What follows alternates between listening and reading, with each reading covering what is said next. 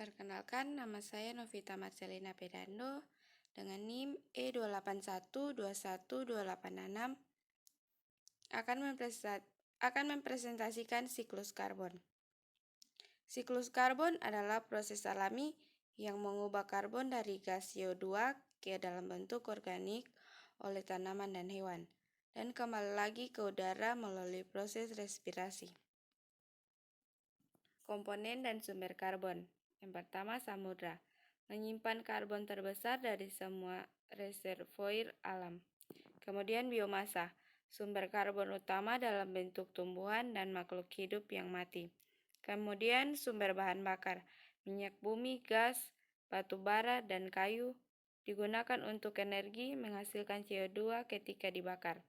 Kemudian ada tanah. Organisme tanah mengeluarkan CO2 saat bernapas dan menghancurkan materi organik. Kemudian penyimpanan karbon. Vegetasi, tanaman menyimpan karbon di dalam tubuh mereka mencegah CO2 masuk ke atmosfer. Formasi batu. Karbon terperangkap dalam bentuk lapisan batu di bawah tanah disimpan selama ribuan tahun. Gas alami. Karbon dapat larut dalam gas alam dan disimpan di bawah tanah. Proses siklus karbon. Yang pertama itu fotosintesis. Tumbuhan mengambil CO2 dari udara melalui proses fotosintesis dan mengubahnya menjadi gula.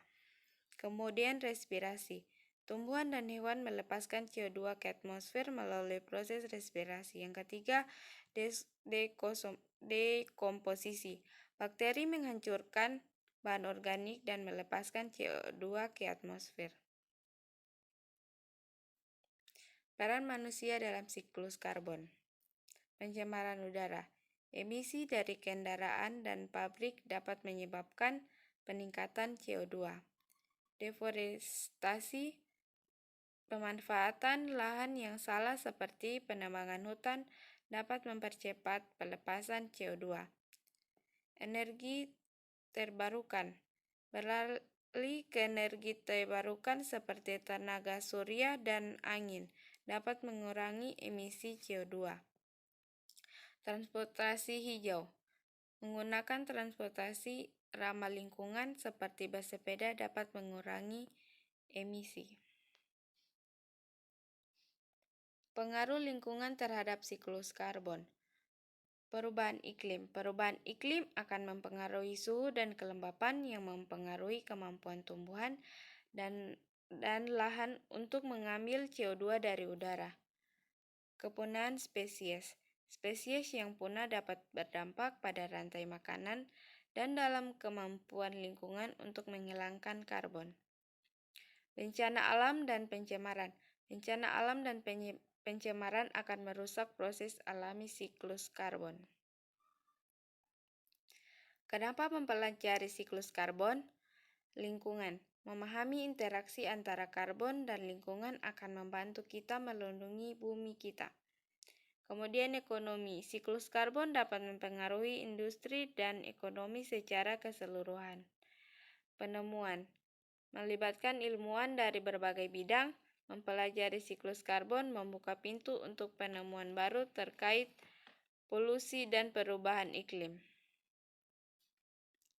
Memulai aksi. Kurangi emisi CO2, mengurangi penggunaan mobil, menggunakan energi terbarukan, dan meminimalkan limbah dapat membantu mengurangi emisi CO2. Cara bertransportasi. Bersepeda atau berjalan kaki dapat membantu mengurangi kebutuhan transportasi dan emisi CO2. Produk ramah lingkungan. Menggunakan produk ramah lingkungan seperti lampu LED atau produk bank sampah dapat membantu dalam pengurangan limbah dan emisi karbon. Sekian presentasi dari saya. Terima kasih.